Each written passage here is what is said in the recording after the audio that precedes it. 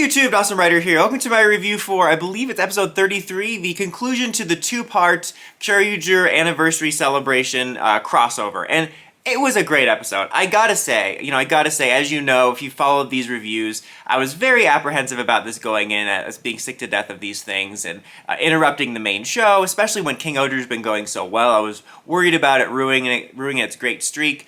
And man, they just really pulled this off so well. It managed to be such a great crossover that was a great tribute to Kyoryuger, a great showcase of their characters, a good team-up where it wasn't just about them fighting like a bunch of idiots over a misunderstanding or just seeing the bright colors and explosions. We actually had some nice interactions between the characters, even small stuff like Rita bonding with Lucero because they like their manga and then it reminds them of Muffin and hugging him. So it was filled with like really just solid crossover moments out of stuff that I like out of crossover episodes, and it didn't feel like just a hot mess of doesn't matter, they stood next to each other garbage. But also the fact that they managed to weave it into the overall story of King-ohger and make it feel natural. According to the comments on my last video, apparently they did plan this from the beginning, or at least for a while, and I think it shows. Like, obviously you can see, that they're doing this big anniversary thing, but I think from an outside perspective, if you were someone watching the show cold somehow and didn't know anything about the Toku Sphere, you would just think, oh, it's just another team of Rangers they're meeting from Earth, part of their origins. And that's where we kicked off the episode, was Jeremy explaining, like, long ago, there was the Kyoryugers and stuff on this Earth, and there was a great threat, and our ancestors escaped in their ship, which was, God Kabuto.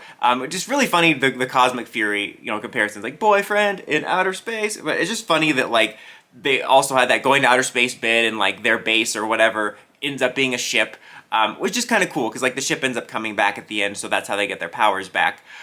Which was kind of convenient, and it's also just funny. It makes more sense for the plot a little bit than Dino Furies, but it just made me think I was just recently making my Cosmic Fury video talking about how I like that it was convenient that they could make it a ship, but wasn't too convenient that it wasn't already a ship, and you have this case of, it was already a ship the whole time. Again, it makes sense in the plot. I just found the parallels to be funny, and people obviously drew parallels of the fact that we have some sort of more space-like storylines going on for both Cosmic Fury and King-ohger at the same time. I'm sure I'm going to get the goobers in the comments being like, oh, but this is so superior because it's Sentai. Like, you can like both people.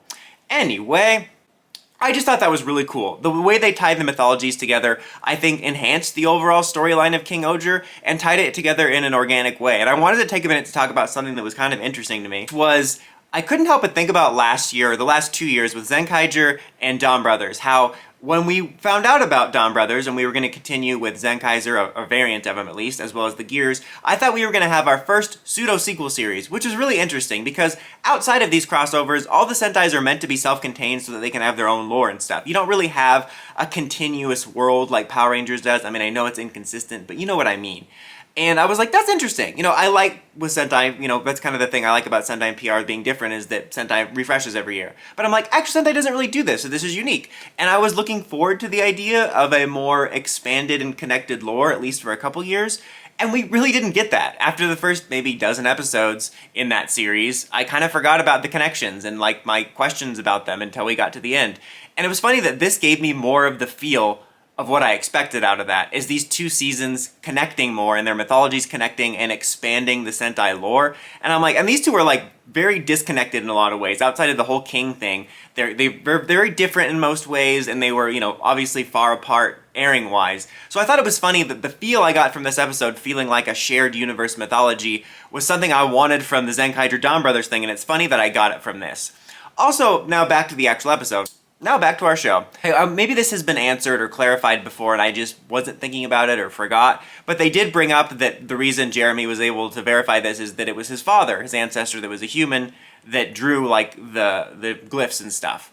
But it made me curious about the Bugnarok. So were the Bugnarok the natives of Terra when they arrived? Or did the Bugnarok somehow... I know that they were said to be a humanoid-esque species and then became more monstrous, but I don't know if this has been clarified, but I'm going to assume they were the native species of Terra when Earth people showed up. So, I don't know. I found that to be an interesting wrinkle. Regardless, it was cool the way they tie the mythologies together. We also have Prince and Gira rescuing the Zords with Amy, who's revealed to be his mom, and I guess it's implied that his mom and dad are Daigo and Amy. And it was funny because, like, he knows who she is, but she doesn't, or at least doesn't, I don't think she does, and he like accidentally almost slips up and calls her mom a couple times, and it just reminded me of, I was watching Totally Killer this weekend, and she met her mom in the past, and she kept accidentally calling her mom. She's like, Jesus, Mom, my mom is Sita. And that reminded me of that scene. But anyway, so we got the Zords back in play for the final battle. Also, there was kind of a running theme about bringing people's hope and Earth's melody back, which was a nice tribute to the Kyoryuger series. The only nitpick I had about that might just have to do with the way it was subbed, where they said, people forgot how to listen to music. I'm like, what? That sounded like a random Toku nonsense phrase that, like, sometimes they will say stuff like that and totally mean it. I'm like, what you just said meant nothing just then. I think the idea was, though, that they just lost hope and the ability to enjoy things. At least that's the way I'm going to take it, instead of they forgot how to listen to music. Like, again, what? But that was kind of brought on by the King-ohgers helping them become more inspired. Again, my only other nitpick was Gira being like, oh, you have to laugh. I'm like, no, you don't. Not like that. Stop that bit. I hate it. Anyway, but the King-ohgers were inspiring the citizens more, and the citizens got more inspired and sung the Kyoryuger theme, which gave them their bravery back, and that's how they got their powers back. Outside of that confusion and me hating Gira's laugh, that was just a great moment that tributed the spirit of the series in a way. They really managed to make that weird aspect of the music part of Kyoryuger work. Like, it's kind of like Gaim in a way with the fruit. Like, it shouldn't work, but it just does. So now we're able to have the final fight with everybody, team lineup, team roll call. I was trying to remember, I think they did it one time. I think the King-ohgers have maybe only done it one time where they did a traditional roll call, because usually they do that thing where the sword will say the name for them, which I kind of prefer, because when I think about it too hard, I'm like, yeah, roll calls are kind of low-key stupid. And another minor nitpick, I just wish Gira was in the red suit. He's been in it a lot in this crossover, to be fair, but it just would have been cool to see all the teams together and have the Red Rangers in their regular forms. Also, it's just like, I like this power-up a lot, but we just see it so much, I'm kind of sick of it. But it was a great final fight, you know, lots of really good choreography in this. I believe both episodes were done by Koichi. And I also liked, a nice little touch was, usually in these crossovers in the final fight, they just team up everybody by color, and of course you do it with the reds, or red and gold, but in this case you did have like them teaming up based off of who they bonded with or their personality was the most similar to, which I thought was overall kind of a nice touch.